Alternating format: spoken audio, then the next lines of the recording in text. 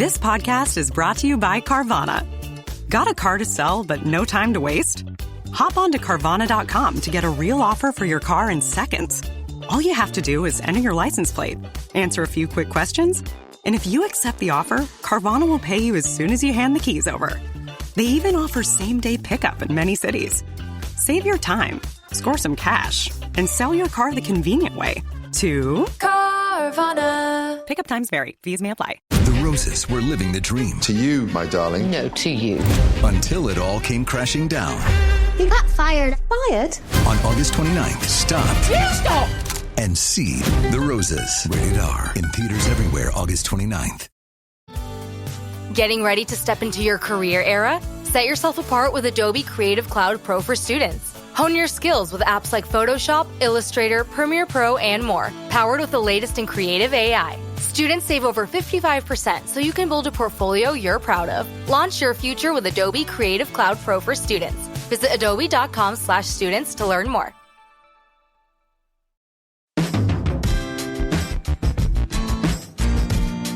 Welcome into the Tour Coach, everybody. Once again, I'm your host, Tony Ruggiero, here on the Tour Coach podcast. Big few weeks coming up. I'm going to be headed this week to Live event in Spain, in Andalusia, Spain. Looking forward to that. And then up to the Open Championship in Scotland. And as we've been doing all through the summer, spring and summer, leading up to and through each major, we're running a contest here on the Tour Coach as well as on our DewSweeper TV, on our YouTube page. With the Pro Work episodes that are out, we're going to give away a set of Srixon irons. We're going to draw the Monday after the British Open, the Open Championship for everybody. We're going to give away a set of Srixon irons to one lucky winner. We're going to give away a Wingman Mini from Bushnell. And we're going to give away a little DewSweeper Vineyard Vines prize pack. All you have to do to register for this drawing is go to DewSweeper TV on YouTube. That's DewSweeper TV on YouTube, where you can watch some of our podcasts in video and some live action. But on any of those, all you got to do is like, subscribe, and comment on any video, hashtag ProWork, hashtag DewSweeper TV, or hashtag Tour Coach. So make sure you check us out on DewSweeper TV on YouTube. Great contest going on through the Open Championship, and we've got so much good stuff going on here on the podcast, and with all the content we're coming out. If you're listening, you probably know these are the people and the stories and the folks that I work with, meet with, run across, teach in my daily day-to-day travels, from whether it's in Mobile at my studio to down at Old Palm in Palm Beach Gardens, or maybe even hanging out at Joey D's gym a little with Colby Touye and Aaron McConley, or up at Bluebell in Philly, or a live event or a tour event, or wherever it is we may travel teaching the game of golf. We're going to be bringing it to you here on the Tour Coach. It's insight designed to help you teach, grow, and play the game better. Hopefully you'll enjoy this. And once again, before I get out of here and let you listen to one of our discussions, none of this would be possible without my boy Mitch McConnell, McConnell Automotive, Buick GMC, Bushnell Golf, Srixon Cleveland Golf, and of course the folks back home, Stokely's Midtown Garden Center. You can't forget Blaine, or Taylor, Martino, and Rowan, our boy Ed Rowan. But thanks for all the support through all the years. Keep listening here to the Tour Coach. Go to DewSweeper TV on YouTube. I think you're going to like what you see, and a good chance to win some irons and some other cool gifts from Bushnell and Vineyard Vines through the end of the Open. All right, so joining us here on a Tour Coach. We've been doing these live lately. I don't know why, but we got some microphones here, too, to go around. Kind of hold these for the live version. It's at a retreat down here at Old Palm. Will McFadden, you've had more airtime lately than Howard Cosell. Well, of course, he's dead, so I guess you'd have to. But my good boy Coop, Donald Coop. For the dead cast. And our boy Brady Riggs in from California here. We're going to talk a little golf, and I'd like to start it off tonight. I want to do a takeoff of what Luke said the other night, which was he talked about the two, I called them imperatives. I think he called them essentials to playing great golf, and he talked about curving it one way, never missing it the opposite way, and making putts inside 6 feet. All of us have been around great players. McFadden, obviously, on your way up. You've played with a bunch of great players. I want to start with Coop, with you. Actually, I'll start with Brady. All right. Since you got the mic. Yes, sir. From your experience around all the great players you've been around, AK, all of them, what are some of the essentials, or what are some of the qualities that you think that players need to succeed at the very highest level? Well, I'd start with something Tommy Armour III told me one time, who was in professional golf for, 4 decades or something at least. And Tommy said that the difference between a tour player and a really good amateur is that a tour player is comfortable being uncomfortable. And I think that's a big deal about playing really good golf, is being able to handle the stress and the nerves that go with that and still execute. It's not an easy thing to do. I don't know if anybody could ever explain how to do that. It's hard to accept failure. It's real hard. It's just being able to execute when it's on the line is a big deal. You know, a lot of us can hit shots when it doesn't count, but hitting them when it does is a different story. And then the other thing I think is, especially with the game now, like, you've got to be able to miss the driver in the right place. You don't have to hit every fairway, but you just can't be blowing it in the direction you don't want it to go. So I think that's a big deal, is being able to hit the driver. If there's trouble right, eliminate one side. Yeah, just blow it left if you need to blow it left. You don't have to hit the fairway. Yeah, I like that. But those are two things I think right off the bat that are really important. I think, like, when I look at young people coming up, we teach them to drive it, curve it one direction. And I think that with all the technology out there, I'll give a shout out to like the Bushnell Launch Pro or whatever, the ability to really dial in wedge distances and become really proficient inside 100 yards. And when I watch kids or people that are really good at each level as they go up, I see like a bunch of kids, a bunch of people that have a lot of power. They're very good golf swings. They're very good players.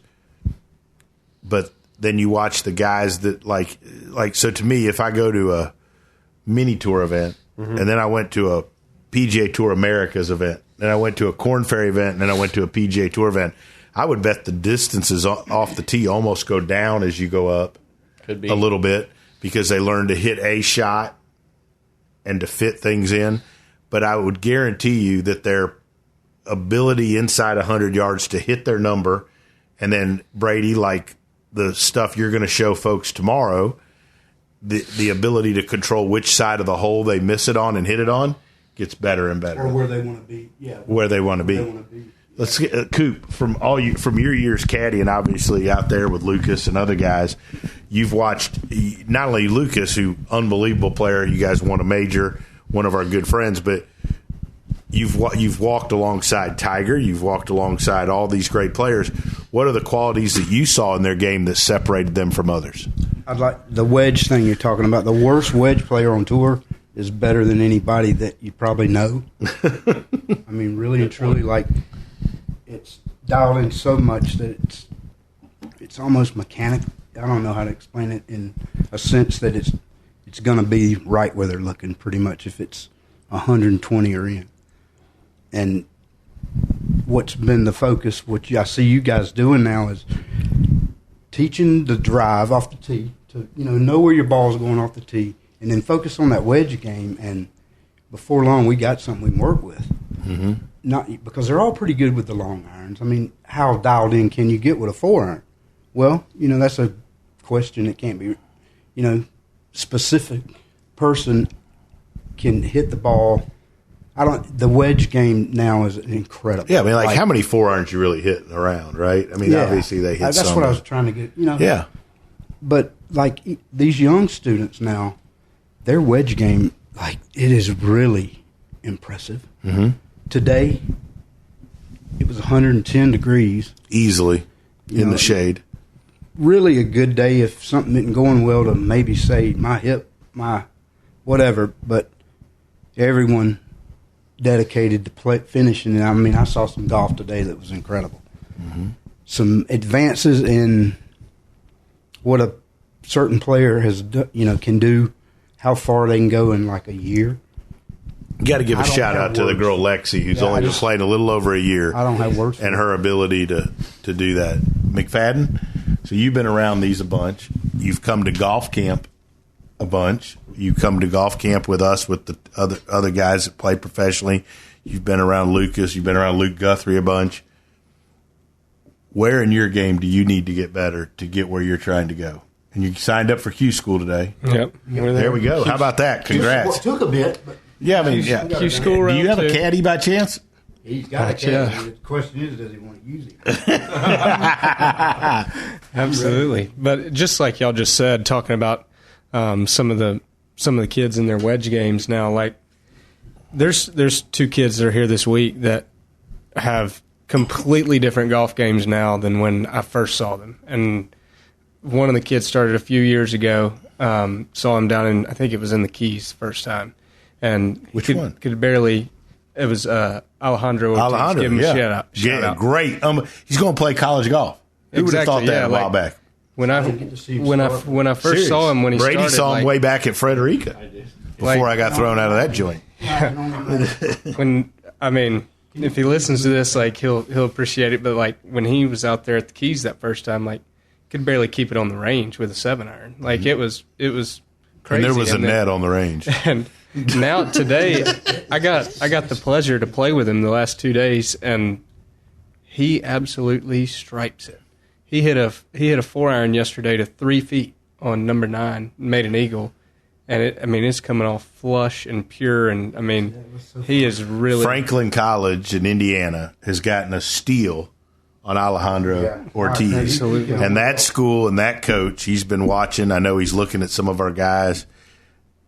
That guy's doing a good job because he's finding guys that can hit it and figuring he can teach them to play. I'll give that guy, and that's important, right? I just want to give a shout out to you for letting Caroline participate last week, and it was like a game changer. Well, we're fired up. We're fired up about her. She's a good young college player. She's got a bright future. We're going to keep helping. Yeah, and to get back to the question you asked, I just wanted to put that out there for y'all, how impressive it is what some of these kids are doing these days. But for me, with my game, like what I need to get better between now and August for Q School, I think I've got to drive it a little bit better. Kind of what y'all said a little while ago. I feel like I hit it shorter now than I did in high school. I actually know that for a fact, that I hit it shorter now than I did in high school and hit it a lot straighter, but I'd say that's definitely a key, is more fairways. And then, yeah, absolutely. And I really like the way my wedge game is going. It's gotten a lot better over the last year, but as always, it can never be too good. So it can never be good enough to not work on it as hard as you can. I agree. So, Brady, I always pick your brain. I had you help me yesterday with Emilio came in. I always like another set of eyes. I think I'm not one of those people that's too proud to say, like, I don't think I know everything. I don't think I'm the smartest guy in the room, especially not this room. And I love another set of eyes from somebody I trust. Just say, hey, blah, blah, blah. And you watched me with Emilio the other day, and you pitched in a couple things. We had a great session. You've been hanging out here for a few days, and you've hung around now. You've watched Will out there. Yes. What advice would you give Will preparing as an outsider who has a great knowledge of the game and a knowledge of how we work? What would your advice be to him preparing for Q School? I mean, you have to trust your talent. You really want to just dive into the things you're really, really good at. Luke Guthrie, listen. You got to believe in yourself. I know it sounds kind of like a generic term, but it really comes down to your belief system in what you do and trying to be great at the things you're really great at. Don't worry about the things you're not that great at. Heck, half the time you can avoid those. It's almost like you need a level of cockiness. Absolutely. To do what you want to do at that level. And I've have struggled with that in the past, as being super self-confident. Right. It's one thing since I've turned pro, it's kind of been something I've really had to work on. Yeah. It's really like knowing that when I tee it up, like I've got a chance to win each week when I tee it up. And so that's been different, but absolutely got to keep. You got to double down, and like Coop said, like you want to have a chip on your shoulder when you play. It doesn't have to come out like Anthony Kim back in the day, where you just need to carry yourself and believe in yourself in that way. And I think I forget who was saying this. This is years ago. he said he was looking at his weaknesses statistically on tour, and he was trying to get better in the areas that he wasn't as good as he thought he needed to be. But in the process of doing that, he stopped being as good in the areas where he was better than everybody else, So declining in performance in a sense. Yeah, you don't want to walk away from the things that got you to the tour. Right. It's like Tony and I worked with a player a few years ago, and he was getting better all the time, keeping improving his performance. But after the year was over, he wanted to try and hit it even further than he was hitting it, and that was the wrong place to go. That's because he got hooked up working with that idiot. That's true. Same initials as me, TR. Keep a big picture. Yeah. Focus on, take a selfie, but focus on the big picture, Yeah, if you're a great iron player, keep being a great iron player. Don't try to all of a sudden be the best driver on tour and lose the thing that makes you great, Stick with the things that you're really, really good at, double down on those, and believe in yourself. And if you do that, you can play great golf when it counts. And like we were saying, that's the hardest thing to do. That's the thing that a great amateur can't do that exactly a pro can do is, going to the tee on a Thursday and something's missing. You don't know from these guys that are pros that are touring that it doesn't show up. And I think it's from the confidence in the things that they do well. When they walk to the first tee, it's like, I'm going to do one thing well today. Therefore, I can make up, focusing on one thing is good for a short period, but work on the whole game, I love seeing guys practice changing clubs. I don't know why. I think that's a great way to practice instead of machine gunning 25-7 iron. You don't do that when you play. Hit me a driver and then let's, draw it and maybe cut the next shot. I think that'll it just makes the mind work a little bit. Getting creative and then pulling off the shot instills confidence. Speaking of practice, which I think is where Coop was going with this, Brady, one of the things I picked your brain on a bunch, I texted you not long ago for a combine for a player of mine. Coop was talking to me in the car this evening about like some of your practice stuff. You're going to do some combine work. I think one of the things that you're the very best at, and I share it with a lot of them. And Will, I think tomorrow you're going to be there for a little bit, like watching some of his practice. He mentioned tonight on the car ride home while he was toting me and Coop around, somebody's got to take care of us, right, Coop? Somebody's got to drive us around. We'll drive it in the shrubs. He drives it right down the middle of the fairway. He said, like, I saw that putt and stuff. I didn't get to go through it. And I said, well, Brady will show you the putt and combine stuff in the morning. Talk a little bit about the combine work you're going to do tomorrow. I think this is fantastic for people wanting to improve their game because a lot of people could get better just by practicing better. I mean, obviously, I think that teachers and coaches, it shouldn't be all about numbers, shouldn't be all about trying to just change stuff. We should also be helping you, guide you how to practice and prepare and perform better. Talk a little bit about your combine stuff. It's awesome. Well, just a brief backstory on the combines was that I'd say the first 15 years of me teaching, I was that guy on the range with his JC video out under the tent, working full swing. I was at a public course. It was super busy. Couldn't get on the golf course with people. Short game area was terrible. So I was doing full swing on the range. That's kind of how I was teaching. And I think it helped some people along the way doing that. But when my daughter stopped playing soccer and she decided she wanted to play golf competitively, she was a junior in high school. And I'm like, man, I've got to fast forward this process. I've got to get her good quickly. And so basically she had already developed a pretty good swing. So it was on the course. And then when she wasn't on the course, it was a bunch of different competitive practices to simulate the stress of as much as possible of playing golf. So now with every area of the game, I believe in some block practice, hitting a few shots and working on your mechanics. But after that, I want to get things into competitive spaces where you've got to be creative, you've got to think on the fly, and where there's a number attached to the end where you feel stress. And if you're not feeling stress when you're practicing, you're basically recreating. I've never heard anybody talk about that. Yeah, you want to be stressed out. I want you to be more uncomfortable in the combines than you are even sometimes on the course. People don't mention that, but I get asked sometimes about Bethpage, what the feeling was. And it was numb. Like, I didn't see a soul. I didn't see one person. And I think that's what you're getting to, that it doesn't matter what the situation. Right. It's like you got to perform, and all that's got to not matter. Yeah, and you need to train that, you know, and I think I've never heard anyone want to practice. It's fun. I mean, I think it's really good, too, as a group to work on stuff like that, because you can give each other a hard time. You know, there's a lot of pressure with your peer group where you're working on that. I think when a pro calls the shot, I love it. Like, yeah.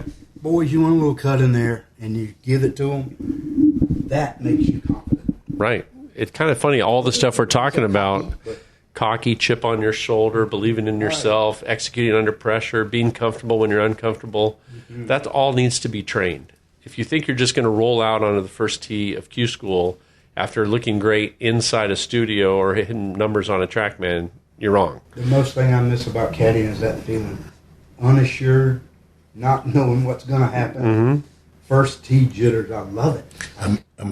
Emilio said to me today on the practice holes, we went out and hit some practice holes, and he asked how you were doing and good to see you and blah, blah, blah, and told him you were getting ready to go, you know, signed up for Q School.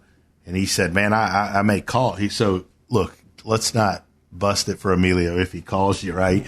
But, like, he said, I may call him and just tell him, like, the biggest thing I learned about Q School is that, like, the week or two before, like, quit beating balls and just go play a bunch of golf. Right? And he said, and it was interesting. He said, and then when I got there, I realized, like, I got 72 holes. There's no cut. So, like, I needed to relax and just go play golf. I had 4 rounds. Right. Right? And I think that's good advice for you. And I think you've done amazing work over the last 6 months. We worked on getting your club face more square. His club face had gotten open, and he kind of would scrunch going down and twist the face open a little. All that takes energy. And he's back. He's tall. He's in his posture. Face is square, and he's doing all this stuff to hit a draw. Like, I think now he's just got to focus on, like, shooting scores and going and playing golf. I think absolutely. That's great advice, man. Playing golf, play your way into big events. You don't want to be on that range. The range is where games go to die. I think Will's done all that work. I think it's there. And like we're talking about, he just needs to instill some confidence. And somebody's going home with an ass whooping, and it ain't going to be Will. I'm telling you, I've seen it. I mean, it's there. And the same with Luke. I mean, I didn't get to spend that much time with Will. We had to split y'all up. I thought, Luke and I kind of got in a groove today, and you know, I felt like he was too broad-minded today. You know, it's kind of an open course, and he was frustrated with drives I thought that were brilliant. And I'm like, what was wrong with that? He goes, well, I wanted it to. I go, well, let's do it. Let's, you know, and it made me feel good. I'd say, let's start it at that and have it not cross that. Just make it fall left if you want. You know, it doesn't have to draw. And then, you know, he pipes. He's swinging. Luke Guthrie's swinging the best as I've seen him. I've seen him swing in the tenure I've known him. I will agree. I mean, every shot I called, he hit. At one point, except for one. I mean, before he worked with us way back, he was a top 60 player in the world coming out of Illinois. Phenomenal talent. You talk about a guy got lost a little bit.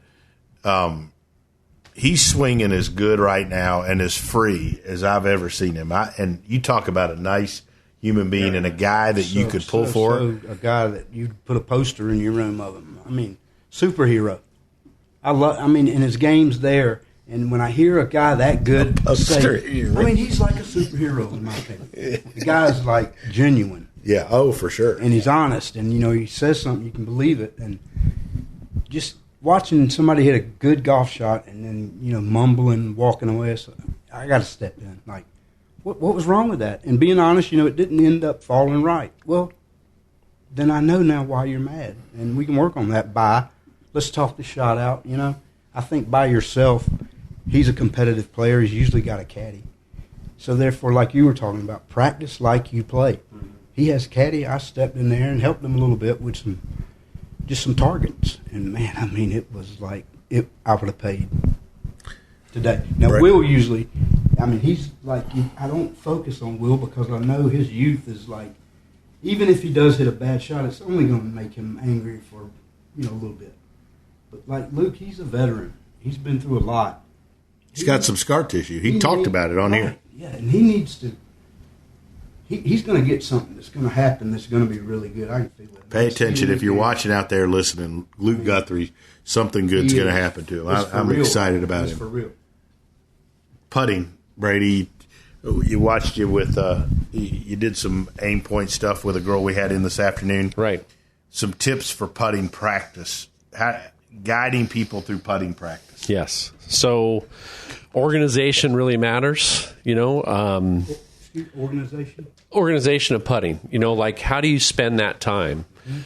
So I think the start of that is start line. Get the ball started on the line you're intending. Mm-hmm. If you can't do that, you're not going to make anything. Would you recommend maybe like that? I love that tool with the 2 BBs. Yes, so that's like a Pell's putting tutor from the kitchen. From the kitchen, pouring some wine.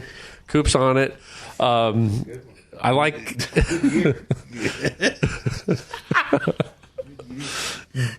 Derek Ueda's putting plate is the one I use. I love that. He's Schauffele's coach. 5 minutes on that. That's good. If you can get started through that gate and do 9 in a row, get rid of it. You don't have to sit there and do an hour. No. If you can do 9, once you can do it, you can do it. And then once you do that, something maybe to work on speed. We do some different types of drills for speed. And then I go jumping into combines right away, which is my favorite one is a 3-6-9. Take us through this. So 5 holes. We set Will's down. Gonna do it tomorrow. I'll set up Will tomorrow. So 5 holes. We do a 3-footer, 6-footer, 9-footer on every hole. Just 3 putts per hole. PGA Tour average 3 feet and in is 99%. We want to make all those. 6 feet is about 66%. So we try to make 3 out of 5. And then the 9-footer is a little worse than 50%. So we try to make 2 out of 5. So par is simply 10. Full routine. If you use the line on the ball, we want you to use the line. If you're an aim point guy, great. If you want to do practice, whatever it is, I want that putt to look exactly like it would look in a tournament. Maybe to the point of if they don't, the ball has to end up, if they don't do part of their routine, then they start over. 100%. If there's a distraction, there's a horn blows or something, then you start over again. But we want those full routine, full commitment. And it's only 15 putts, but you care about each one. And I promise you, most people hitting 6-footers on the putting green don't care about the result because it's just another 6-footer. Where we want all those putts to mean something. And by having a scorecard in your pocket and you're marking down the ones that you're making and the ones that you're missing, and you're sending me that scorecard at the end where you're sending me a picture of it. Here's how I did on 3-6-9 today.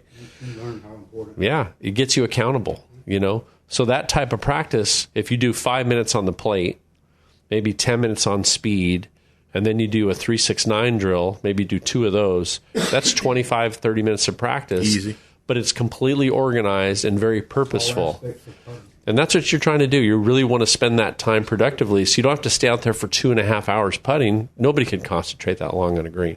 But if you spend 30 minutes and you're breaking it up, it can be incredibly effective. So that's huge, I think, for players. And I do the same in full swing as far as I like to structure practice to where, like if you've got 2 drills you do, you count out 10 balls, 10 balls, 10 balls, and you hit 10 balls, and every 5 balls you do whatever drill with a band. Obviously, I use a lot of band. Pivot pack, get them, please. Brady you got your pivot pack. I got today. my pivot pack. I feel different already. You think I could talk you into doing a post with one out in California? Oh, there's no question. I'm gonna Perfect. But so say you're doing like Emilio. So let's take Emilio for example. Okay. And it's on Instagram, by the way. But you could turn, where he would do the rehearsal, he turned to the top and he pulled his toes off his right foot. Right. So he could do 10 balls doing that. Mm-hmm. And the next 10, the next 10 might be where he had the band across his knees and he felt his right hip going deeper. Well, then the third 10, to me, would be changing clubs and targets every shot, right? One be a driver at a target where he's trying to hold it and it not cross left. The next might be a 7-iron where he's trying to draw it and it can't, wherever, right? That's the brain practicing decision. And like, to me, if you did 30 or say you did 20 balls, whatever, it's 30 or 60 balls. That's a hell of a practice because you'd be completely engaged, you'd be focused, and you'd be working on the stuff you you're trying to work on separate and segmented, and then you're trying to apply it to what goes on the golf course. Absolutely. Like if you did like your putting combine and you did your chipping stuff, and then you did practice like that, you could go out there in 2.5 hours, have an unbelievable practice that's way more focused, and you'd get better. Instead of the guy that hits, we've all known the guys that hits balls for 4 hours. They come off, they're soaking wet, their white shirts brown from sweat. Less confident than when they got there. I used to always say, I remember one time telling Smiley, man, like if you hit balls long enough, you're going to hit till they're shitty. You know what I saw something. By the way, shout out to Smiley on how good he's doing. Smiley, you are awesome. I hate TV, but I love watching you and listening to you. You are wonderful. I used to, like Patrick Burke, I want to shout out to somebody that taught me a bunch about this game. He would do on Wednesday a practice round, and we'd do each and every, from one tee, we'd hit what we thought we would, we replicated a practice round. But everything was positive because, of course we didn't putt out. It was just the shots. But he left that range feeling good. And I'd sometimes say, man, we just shot 62. He's probably going to win. It was a good practice. It was quick, but effective. Let me ask you this question, Coop. This is a total caddy question. How important did you feel like it was how they hit the ball on the range before they went to play around? I never watched, really. I paid real good attention on Wednesday. Like, looking at everything, mostly posture and where the ball was with each club. I knew if those were there that it was probably going to be pretty good, but I didn't pay attention to that because some of the ones I focused on, it was the opposite outcome. Great warm-up, and then, not so great on the court. What about that practice round at Harbortown where he had the chance to shoot like below 60 and missed it? And missed it, and you had said on the 18th tee, we might as well get a flight home on Friday. And he's shooting. And that's just a caddy thing. It's like our thing was Liz, and she'd be like, Cooper, what's going on? I'm like, I need to get a flight out of here. In a jokingly way. Why? What's going on? Does it look okay? Yeah, we just shot 57 on Wednesday. It doesn't matter. I think the preparation coming in before is much more important as the warm-up session before the round. What would you do before a round if a guy was freaking out on the range and not hitting it good? Did you ever have any situation? Yeah. I had a real quick story. A friend of mine, Vaughn Taylor, Monday qualified. Vaughn is the best. Virginia Beach. And I ended up, the guy I was caddying for either was hurt or something, didn't show up. So Vaughn asked me to caddy. And I've caddied for him, and he played great. Thursday, Friday, Saturday, and then Sunday, the forecast is just 100% chance of showers all day long. No lightning, no thunder. You're going to play golf. He shows up with a carry bag we had all week, and he goes, man, I'm sorry. And I goes, for what? He goes, I don't have a rain cover, and everything's going to be wet. I said, take this sand wedge, go to the range, start warming up there in a minute. Go to the cart barn, get 4 giant garbage bags, put the bag in 2, put 2 over the top, and go out there. I said, you got another excuse? I mean, we're going to do it. And he played great. Never looks at a leaderboard, Vaughn. Really? Yeah, so, his focus is top 10, top 10, top 10. Well, I know he's got a great chance to win with 3 to play. And he birdies the 16th, and I'm like, all right. Well, Michael Long's playing really good. But Vaughn goes, man, let's hunker down here on these last holes. I'm thinking, I've been hunkering my ass down all day long. I ain't quitting on you. And, he misses this putt on 18, and he looks at that leaderboard, and he looked at me with kind of he missed winning by 2 shots. And, that was his way of blocking everything out, and I was, pumped for him. And he became, to be VT. Mm-hmm. Great player. VT, great career. He's the best. Hey, VT. VT. But I enjoy hanging out with him. He likes fishing. There's always somebody. It's easy to have an excuse.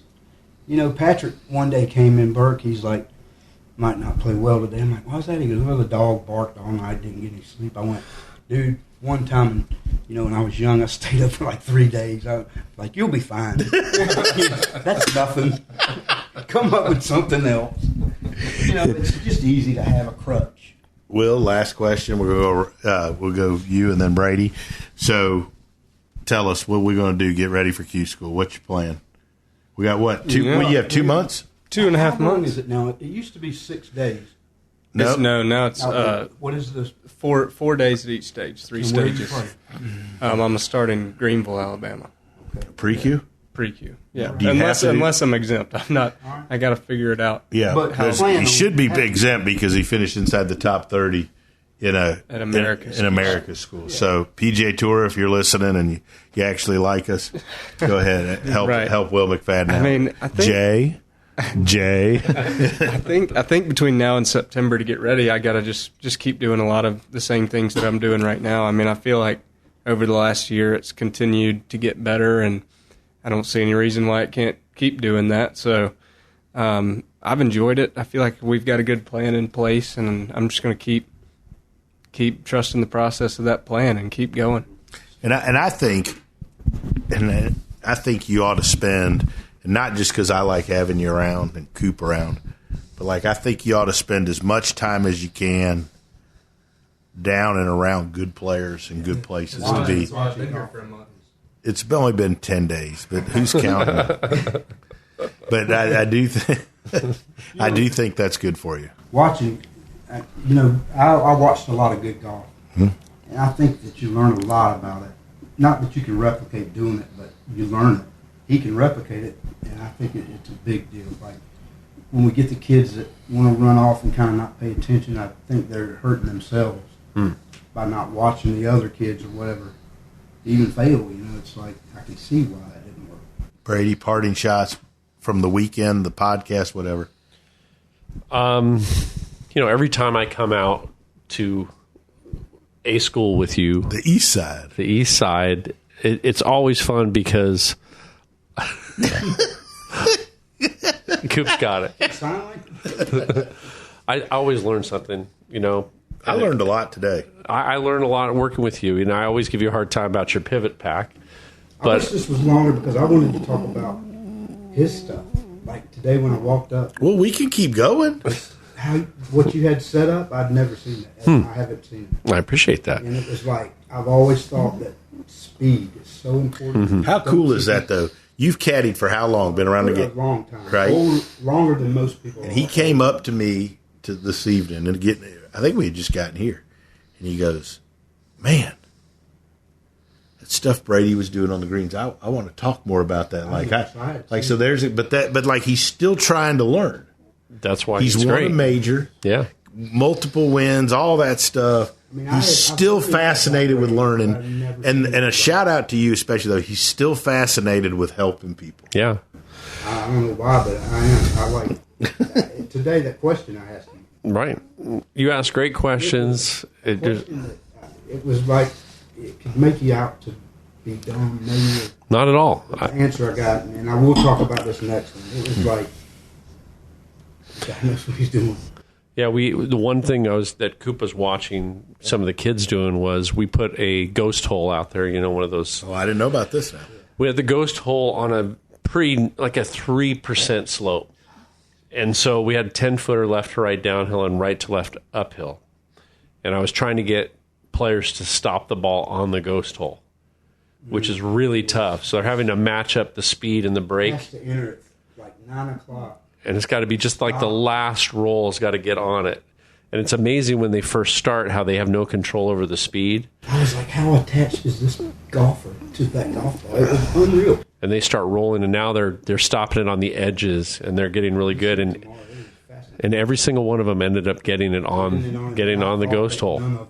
Yeah, I didn't. It was challenging, but it was neat to watch them just start to be totally creative and be completely connected to what the goal was instead of thinking about their strokes. It's like teaching what you need to compete on the PGA Tour. Like, that's how in control you have to be over that nugget. I mean, you got to know where it's going. And Coop, I'd ask you, so during that Open, right? Were there some putts that were so fast and so slopey that he was having to die that ball last half roll into the top edge, right? The thing that fascinated me is all the rain that we got that week. The greens were rolling 14, and they are, and you know, you're standing over there, you're totally confident in what the guy's doing, but there's a little bit of doubt. In my mind, if he had that, we wouldn't have won. Lucas had no doubt. And I always knew for some reason he talked about the other event he played there before, how he felt about the outcome of it, and for some reason it felt like he should have won that tournament. I don't know why. It's just weird. I think I worked for him so much that I felt like, yeah, he could win this easily. Same way at the PGA that year I was there. Like, you just knew he was going to play good. Yeah, I don't know how and why, but you just got a feeling like these two match. And then you have the feeling sometimes like we should never come back here. I've seen those places. Like this condo. Right? This condo. Brady, awesome stuff.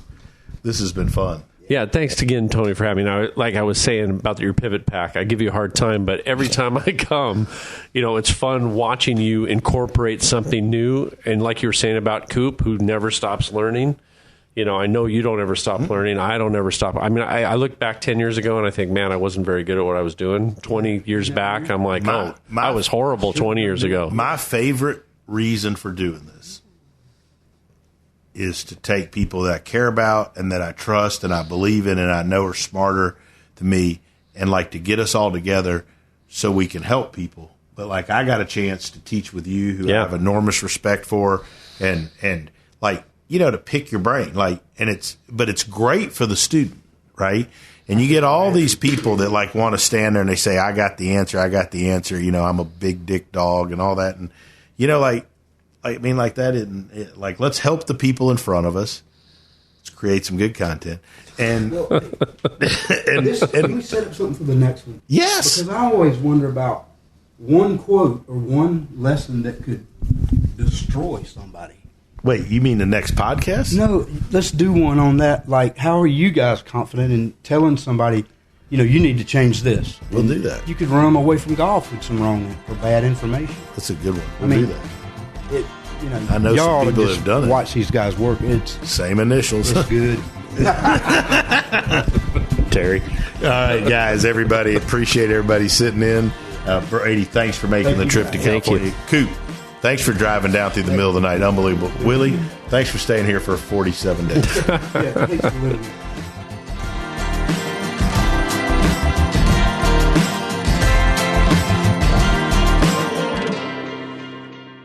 I just want to remind everybody something that I forgot.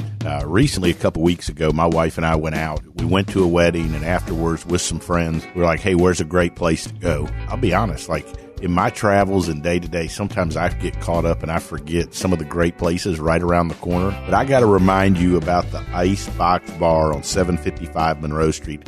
I was blown away by just the whole vibe, the atmosphere, and with the Velvet Pig, the food in the back room, and the big screen TVs up front. We sat there and watched some playoff games. I was blown away by the atmosphere, the vibe, and just how cool it was to have the Icebox Bar right here near the DewSweepers downtown, near where I live. You're looking for a great place to go sit, watch some games, hang out, play some pool, you got to go to the Icebox Bar right there on Monroe Street. There's a good chance you'll see all of us hanging out. But do yourself a favor, go visit the Icebox. It's one of the best places out there. Hi, this is Tony Ruggiero. And look, recently, several teachers I know and several players have had some scares with skin cancer. In fact, I recently went and saw a dermatologist here in town, and I had a couple things frozen off, eyelid, my face, my earlobe, and not getting any younger. And I know it's getting to that time of the season where it's cooler, but look, being in the sun is a real deal, and I've not been very good, to be totally honest, my whole career at using it at all, because I didn't like how greasy it was, how hard it was to get off your hands, how it clogged up my pores. And then I found this sunscreen, Visor Skincare. It's clear. It goes on. It doesn't dry you out. It isn't greasy. It's like you didn't put anything on it. By far, it's the best sunscreen I've ever used. Without a doubt, is the easiest to use. And we've got a discount code for all of you. All you have to do is go to visorskincare.com, use our code word DewSweeper. visorskincare.com, code word DewSweeper.